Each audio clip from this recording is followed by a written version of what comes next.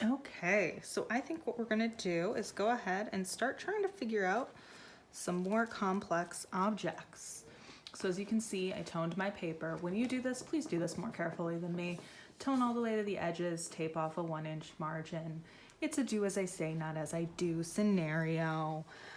But what you're gonna do is tone your paper using your Vine charcoal, and then set up your rule of 3 grid so that we can start mapping out our composition. Now remember, we always start with this, okay? And if you need a refresher on how to tone your paper, remember it's working your Vine charcoal in small circles, working your chamois over the edge. For this project, you're gonna want your Vine charcoal, compressed charcoal, chamois, kneaded eraser, hard eraser, and of course, objects for measuring. But what we're gonna do is find complex shapes using the simple circle, ellipses, or box methods that we've been using. So I've got 2 objects set up in front of me that are clear soap containers and spray bottle for plants. As you can see, they are still based on ellipses and rectangles, but they obviously have much more complex details to them. I do not want you to pick more than 1 or 2 objects, okay? There's no need to get overwhelmed with it.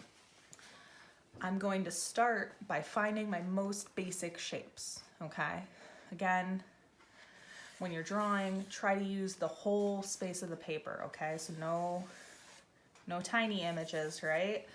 Really utilizing our surface. So I'm starting with the ellipse of the spray bottle, and you can see I'm hitting my sweet spot, right? And then comparative measuring, I'm gonna also draw in the rectangle of my soap bottle, right? What I'm gonna do is I'm gonna really roughly find all of my basic shapes, okay? For things like the spout at the top of the spray bottle, still comparative measuring, right? I'm going to see that they're about the same. I'm just trying to find all of my rectangles and ellipses.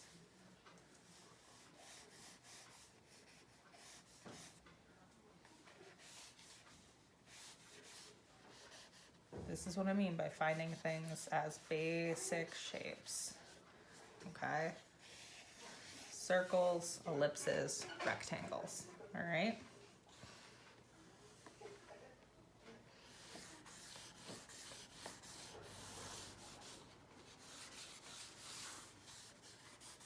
Now we've talked about in some of our groups what it's like to work like this, and that you need to lift up your drawing paper every 15 minutes or so, okay? That's to combat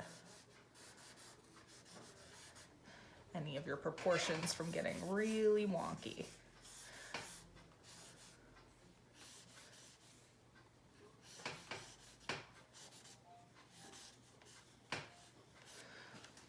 So you can see I've started with all of my basic shapes. Now I'm gonna take a picture as I focus so that you can have them in your handout as well.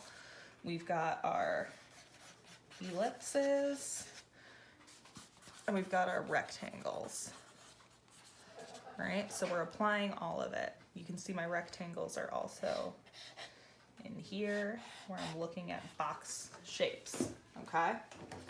Now I'm gonna pause and I'm gonna take a photo of it. While taking a photo, I'm also going to be looking at it from above, all right? That lets me kind of see my proportions. Now, as another challenge, I also picked objects that are transparent. Some of us have done that already as well. And if they have liquid in them, that makes another challenge. So, now that I've got my basic shapes, I'm going to start trying to build my form, right? Which shape is 2D, meaning a box, whereas form is 3D, meaning a cube, okay? So I'm gonna start pushing my 3 dimensions. Little things like finding my cylinder shapes in this object, making sure I'm doing comparative measuring so that I get everything kind of accurate. Now, this spherical shape on my spray bottle is actually a little more complex. It's a little bit larger at the bottom than it is at the top. So I'm going to start kind of narrowing that in, and I'm going to start drawing the ridges that I see in that object, okay?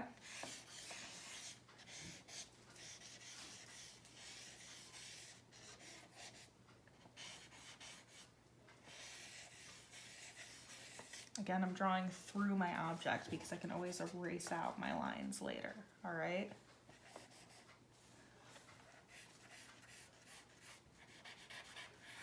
But what I'm doing is I'm going through, I'm really trying to figure out kind of how these objects interact with one another. I'm going to clean up some of my boxier shapes with things like spouts and spigots, right? I can use my coil method that we talked about.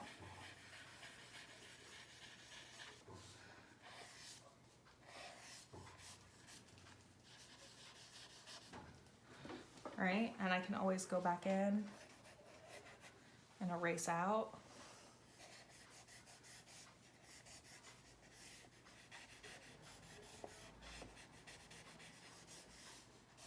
I'm moving quickly, and you can see I'm using the side of my tool, right? I'm starting to leave little value marks, okay? And what I'm doing is I'm really trying to look and see where or how these ellipses and these rectangles develop into more complex shapes, okay? For example, I'm seeing at the top of the soap bottle, I can see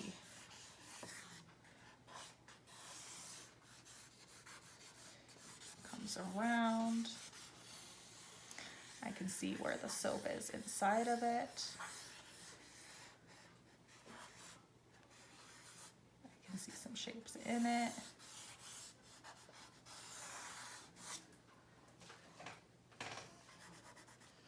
Again, erasing out.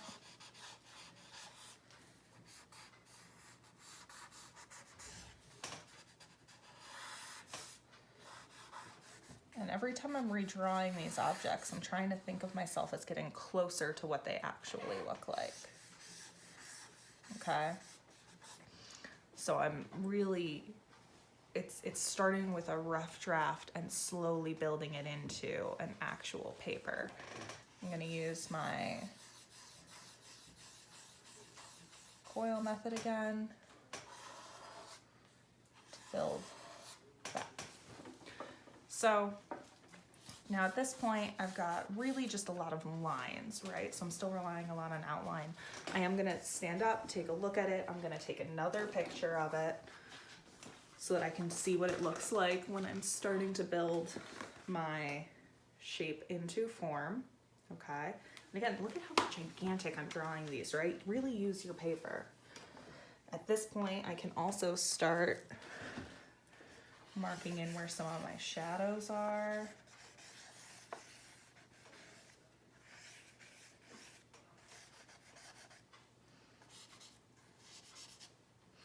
I can put in my horizon line, right? Some of us have utilized that. Really exciting stuff. But now I'm gonna start going in with value, okay? Now I picked particularly reflective objects. Your objects don't need to be reflective, okay? Because when something's reflective, it's got more shapes making up the reflection, which sounds more complex than it is. But it's just hard because what you're doing is you want to look for as many small shapes as possible. So what I'm doing is I'm seeing that the side of this is a little bit dark.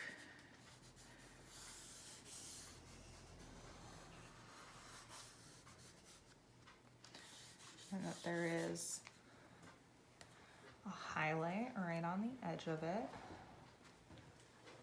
So I'm going to go through and I'm going to erase out some of it. Now I'm really keen on letting my marks just exist in space. I'm not that worried about cleaning up my drawings. It's a very painterly technique. It's a very drawing technique, but the more you build on it, I feel like the more realism comes from it. So sometimes that's something to think about if you're really concerned with getting your realistic looking drawing. Okay. I'm gonna start kind of finding, again, just different areas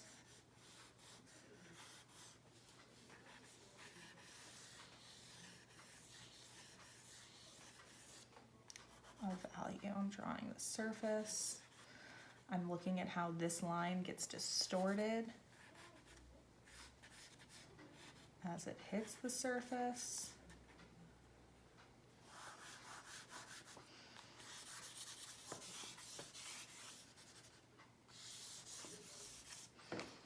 How can I better utilize this space? Can I erase out shapes and work reductively? Should I draw in, you know, and again, I'm trying to focus on edges and dynamic lines, right? So you can see I'm making some highlights through my object. I'm going to start establishing areas that are really dark.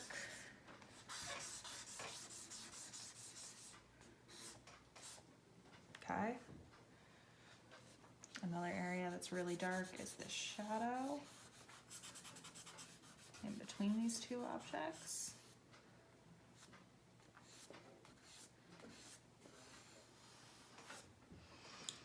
Now the thing about complex cylindrical objects is you're going to notice that your shadow isn't always right on the edge. Your darkest point's always like a hair away from it because the edge of a cylinder catches reflective light, okay? So that's what I'm going to start doing. But what I want you to see is really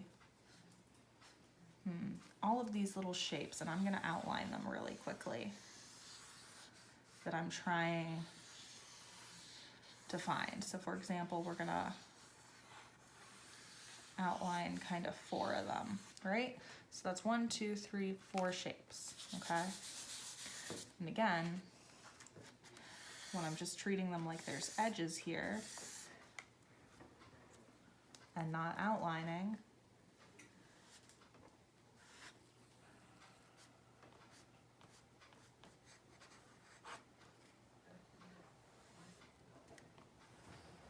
all right? You see how finding those 4 shapes makes this object look more three-dimensional, right?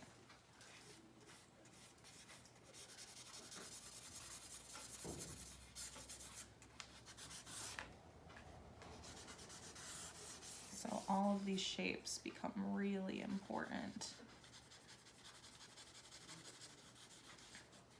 in building form, which is just going to keep sounding redundant the more I say it, but I don't quite know how else to say it. The more carefully you look, the more shapes you find, the more realistic something ends up looking. You have to push through its abstract phase to get towards the realism, but it's just part of paying it forward. Now, again, I'm doing a complex object here in that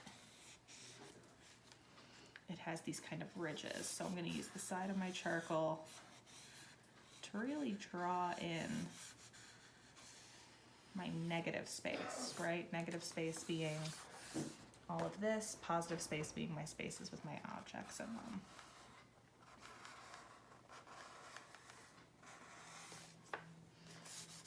But it's kind of a unique way to carve out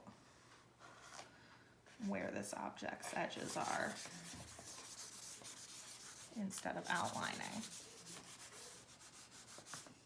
Okay. Now while you're working on this, I want you to take the time to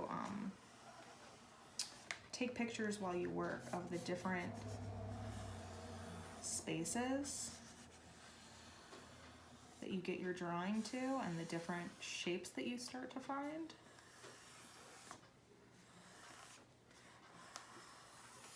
Because that's how you're gonna just keep building that form, right? You can see that I'm starting to use line. Now there is liquid in here as well, so first I'm gonna find my ellipse, and then I'm gonna let it sort of follow the shapes, which makes it kind of cloud-like in there, but it's interesting.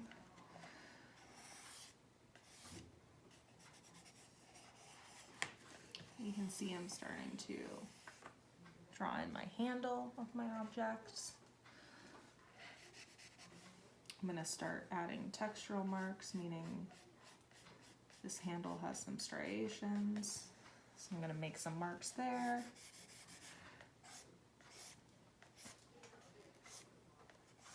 I'm using the side of my charcoal again to make some value marks. I always set my hand down on my drawing so you can see I erase some. I know someone mentioned being left-handed and just the struggle that is. I relate to it because I work a little bit ambidextrously. But you just have to be very conscientious of where you set your hand. Sometimes another trick is to put a pencil underneath and prop yourself up at an angle. I find that that hurts my wrist a little bit too much, so I just try to draw like lifted up a little bit. Again, I'm going to use the side of my tool.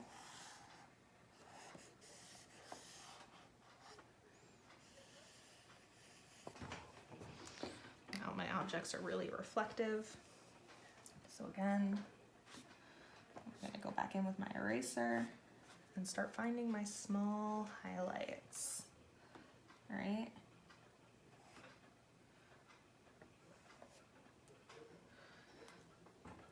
Can erase some texture in.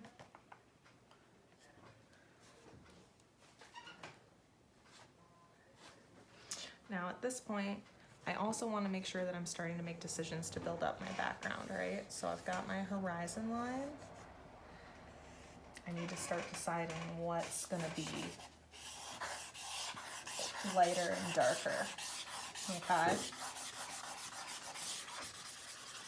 Now when I'm doing this, you're noticing I'm going to leave a lot of negative space. We don't want to do that. Like, we want to make sure the background exists right up to the object. Sometimes that's a little bit challenging because you're going to feel like you lose your object in that process, okay?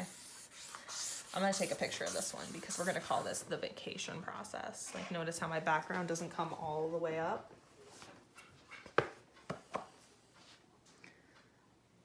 So I need to push through this part. I need to make sure I bring my background all the way up to the edges of my objects. Okay. Otherwise they're gonna have a little bit of a halo around them. So it becomes a back and forth process. I let my object edge get blurry, and then I go back in.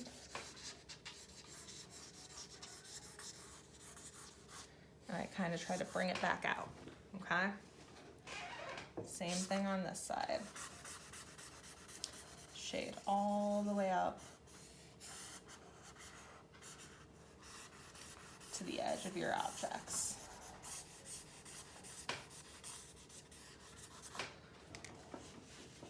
Sometimes that might mean completely erasing parts of your object, which is really scary to do. I totally understand that, but I want to show you how quick and easy it is to reclaim it, okay? Because I can still see my ghost print. All right, that's kind of a printmaking term, ghost print. What I can do then is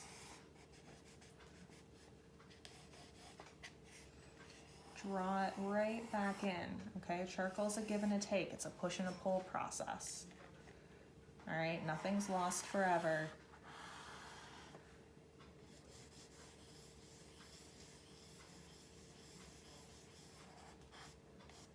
We just changed some things, okay?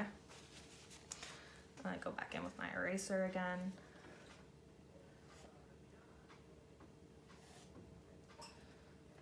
Find my edges, find my small shapes.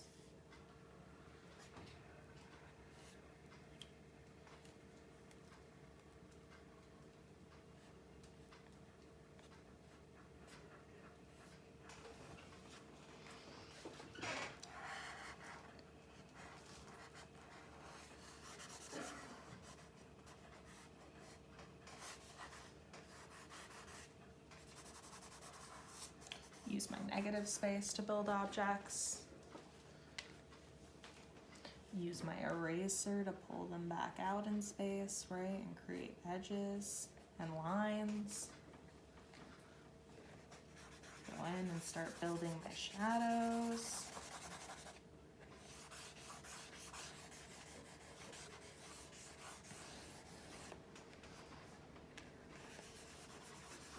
Now if I want the edge of my shadow to be fuzzy, I can go in with my finger and blend her out. Okay. And now just pushing my value even further, every time, further and further.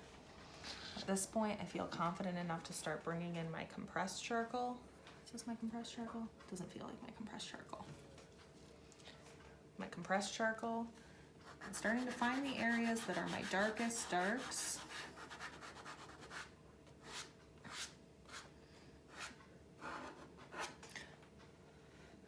Putting in a little bit of compressed, right? And then to blend my compressed out, I go over it with my vine. Okay, right? We remember this from our other assignments working. I can blend with my finger. But sometimes taking that vine charcoal and working it in tiny circles, we can really use that compressed teamwork. All right.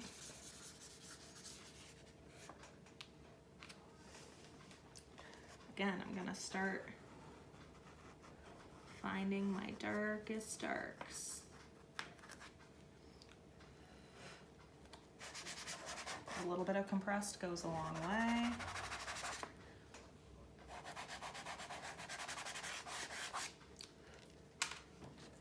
Taking my vine charcoal.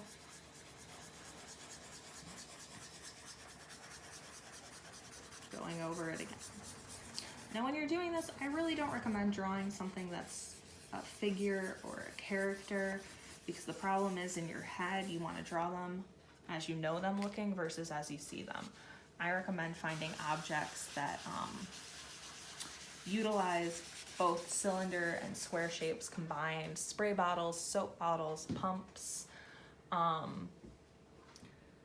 weird shaped faces, cups, glasses, bottles, something that's got a little more personality to it than a can or a squeeze bottle or something like that. Something that has combinations of rectangles and ellipses when you tilt it, okay?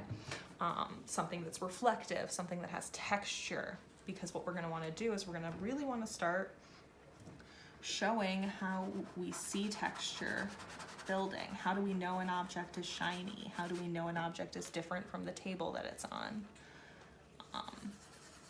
How do we know that there are different colors? How do we know that there's liquid in one object and not in the other? Right? So just little things that we can do to build our objects up. Okay. So what I'm gonna do is we're just gonna finish this drawing up, working on it for 2.5 hours, right?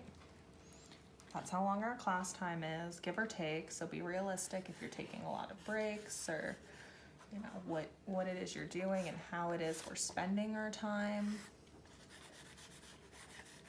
Okay? But try to make sure that you're working appropriately on it. All right? Find all your weird shapes, striations, stripes, patterns. Okay?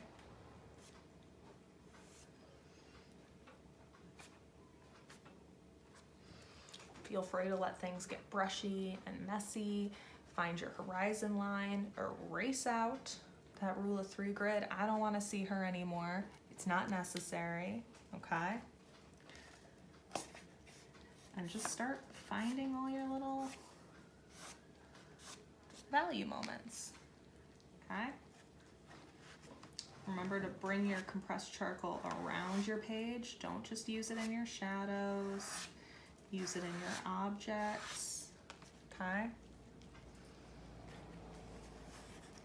I know I make this look like it comes together quickly, but that's why I only want you to focus on 1 or 2 objects, okay? Remember, this is only your 4th charcoal drawing. It's just a matter of finding these basic shapes that we started with, the circle and the rectangle, and building on them, all right, until we find the form that's actually there, okay? Still always going to focus on having correct proportions, correct measuring, right? Composition, full range of value. I can't open up my fingers multiple times, and dynamic line, okay? Important to start including your background and foreground relationships, okay? I look forward to talking with you all about this tomorrow. I hope you have a great evening.